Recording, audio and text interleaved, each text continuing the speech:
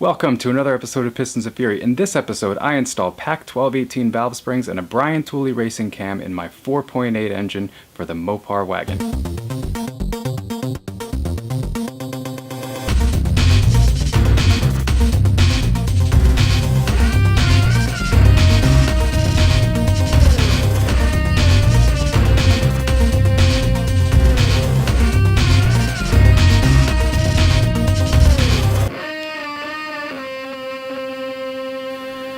Alright, so new video, new haircut, new project in the shop. So, if you remember where we last left off on the LS engine, we got the heads put on with LS9 head gaskets and China ARP knockoff head studs. So that's where we are. Everything's all set.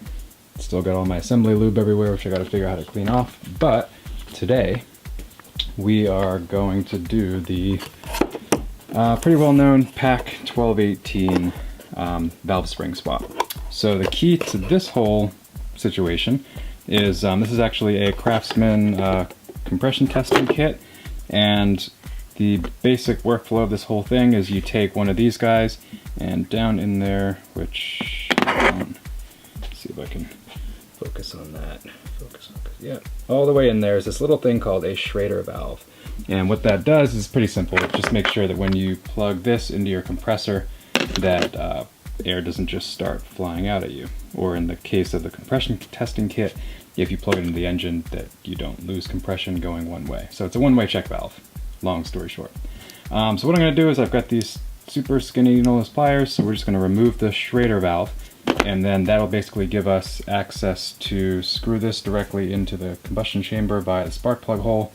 And once we attach air to that, it'll pressurize the chamber, and then that brings us over here to the next piece of the puzzle, which is this, it's like a $60 tool specifically made for LS engines to swap the valve springs. It does 2 at a time, so it's kind of cool. Got the instructions here. They say several times not to use an impact gun. So I guess that means I can't use my nice little dowel. I'm going to have to do it by hand.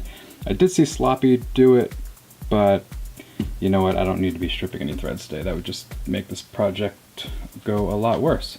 So yeah, so we're gonna get started doing that, and yeah, that's what we're doing today. We'll see what else we can get done.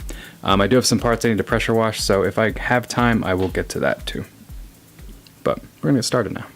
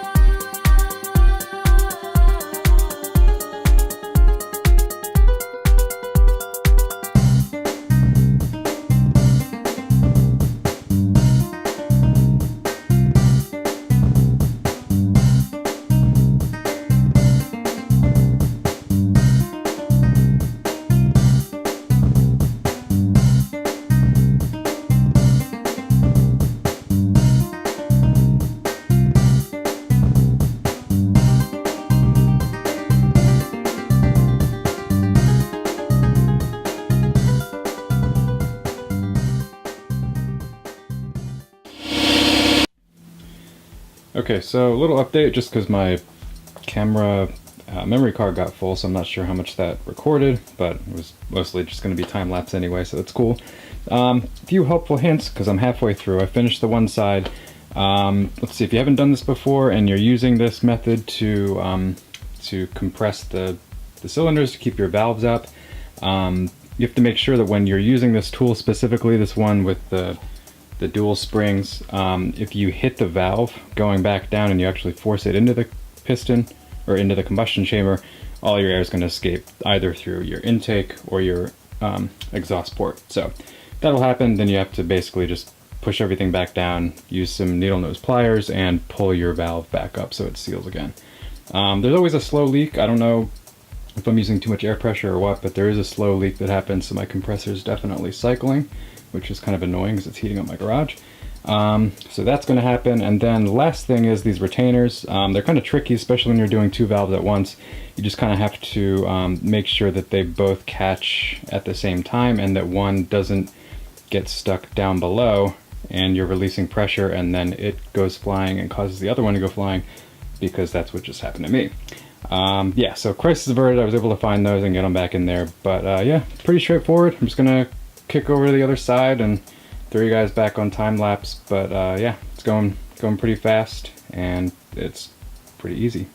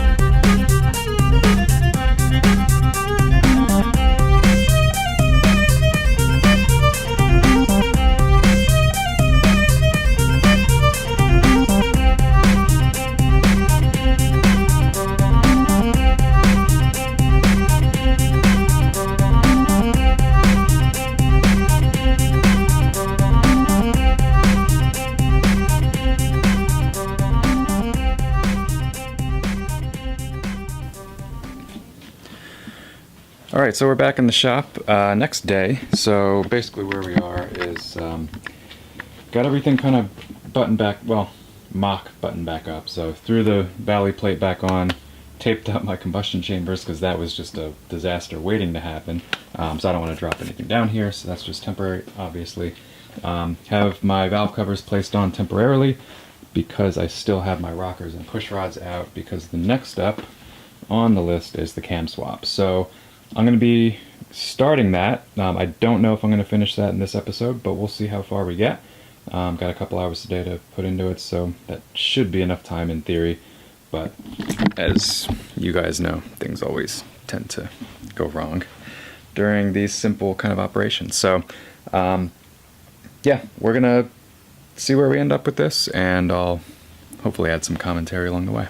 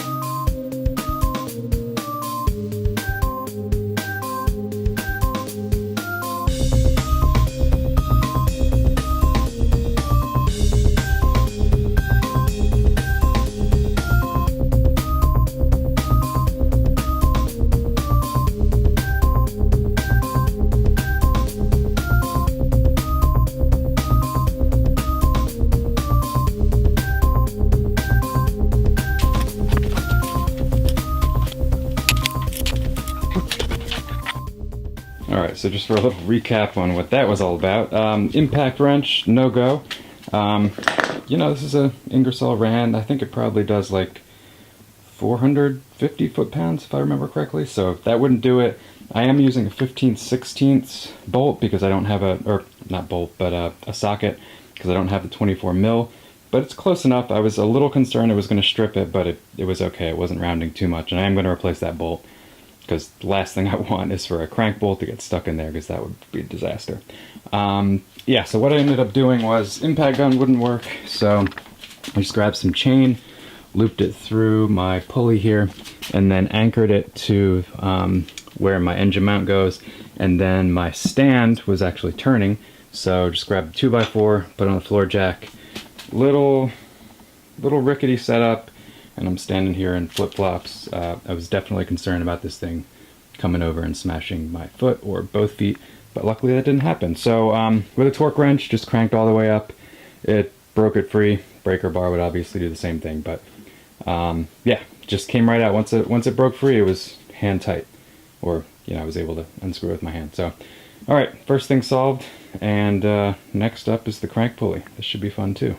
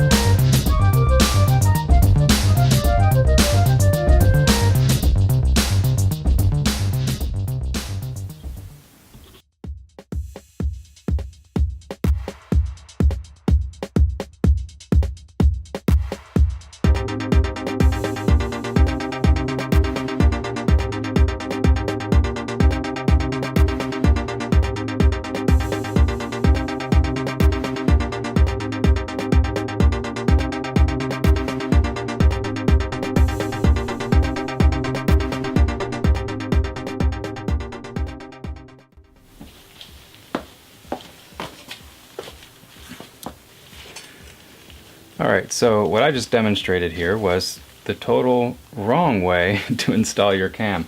If you've done this before, you probably noticed that I completely forgot to throw the dowels in and keep the lifters up. Now, luckily, I did not drop any lifters, as far as I know. I'll check the pan, but I didn't hear any noises, so I think they all stayed up. So that's good. It went in pretty easily. Didn't have any stress or binding or anything, so shouldn't be any nicks. It's all lubed up with assembly lube, so we should be all good. Now, I use assembly lube because this is going to be sitting for a little while, so that's what the internet says to do. If you're going to start it right up when you're done, you can use oil, but if it's going to sit, then use assembly lube. So now assembly is the opposite of removal.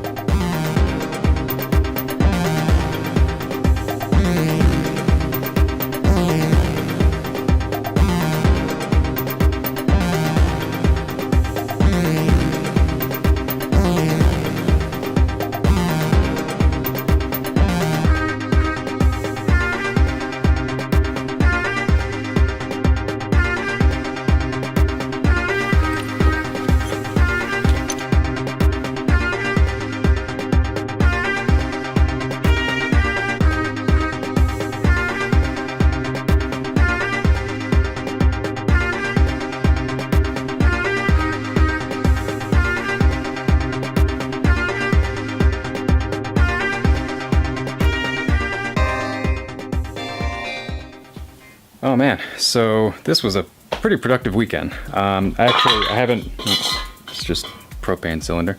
Actually, I haven't been able to spend too much time in the garage. I've been busy building a shed, which I tried to record some of, didn't really work out, so I'll show you guys. Maybe I'll do like a time lapse of cleaning out the garage. I think that'll probably be more like instant gratification style. Kind of cleaning up this wall of junk and stuff that's not automotive related. So that's the name of the project, is get stuff out of the garage that is not automotive related. Maybe I can make an acronym out of that or something. Anyway, here's where we ended up. We've got a fully buttoned up motor. Basically just dodged a huge bullet forgetting to install these nice, super lightweight and thin aluminum dowels that I bought to hold up my lifters. Kind of got caught up in the moment of taking out and installing the cam, just wanted to bang it in there, and forgot to put my dowels when I removed it. And I realized that once I got the cam out and was kind of getting ready to prep and lube up the new cam. So I just did that quickly, and it went in. No lifters dropped. I'd been rotating the engine previously, so all the lifters were already up in their retainers. So that was cool. That didn't really screw me, because then I probably would have had to pull the heads. I believe that's what you have to do when that happens. So anyway, dodged a bullet, little cam install roulette there. So here's where we are. Got the whole valve train reassembled, new springs, new cam, new head gaskets. This part of the project is complete as far as I'm concerned. Let's see, lifter, I have this just kind of set on there, this valley cover. I'm probably going to get an engine lift plate to go in here, so when I test fit it, I can have some adjustment and things like that to get the angle right when I drop it in. So that's next. This I have loosely put on, but this is kind of dirty in here and some of these bolts are dirty, so I need to get this all cleaned up for paint eventually. But I do want to do my test fitting and my mount building and my header building and everything before I paint the engine. Just because I don't want to go through the trouble of painting it and then have to worry about scratching it and everything. So here's how it's going to work. Engine is pretty good shape. I was actually test fitting my AC compressor to see what the interference was like with the headers. It does interfere on that side, so I'm basically going to have to get, I think it's like a LS3 or a C6 driver side manifold, and then you mount that on the left. And where the interference happens is actually just kind of down here. So the truck manifold kind of shoots off in front and interferes with this setup here where your AC lines come in. But if you go with an LS3 manifold, it kind of comes down straight through here right behind the compressor. So it'll come down and then we'll loop around and do our big single turbo thing right out here. Also need to start fabbing up my custom oil pan, but what I'm going to do is I'm going to take the, here I'll show you. So I'm going to take this steel pan that I got. So this is another rear sump pan, but this is $150 off eBay or Summit Racing sometimes has it discounted. I'm going to lop off the pan back here and relocate it somewhere to the middle, but in order to fit it in the car, I'm basically just going to chop off this bottom part of the pan here, and I'll just put it in flat, and then I'll kind of mark, once I have it mounted in the car where I want it to go, I'll basically mark the pan from there. So things that have to happen next. I got to chop up that pan, throw it on here so I don't hit the crank or anything when I'm trying to install it. And then I've got to shoot some primer on the back of this wagon so that can be just kind of parked for a little while. And then I've got to get this thing started up, get all the crap cleaned off the hood, because I did that to myself. And then I've got to back it out of the driveway, back it in, and then I'll be forward facing and ready to start pulling the old motor and transmission and getting this project on the road. So again, my goal is end of year to have the engine in. We'll see how close I get. It's let's see, it's August right now. Fall tends to go pretty quickly. Kids are back in school. I've got work stuff happening, but you know, it's just project management. So trying to stay on task and keep parts ordered out ahead of when I need them. That's going to be the trickiest thing, but cool with budget. We're all good there. Bill's moving along, so hope you enjoyed the video. Hope you learned something. If not, I don't know what you're watching it for. Maybe I'm entertaining, maybe I'm not. Anyway, thank you so much for watching. There's more to come. We're making progress, LS Mopar wagon plus turbo. We'll see you here next time.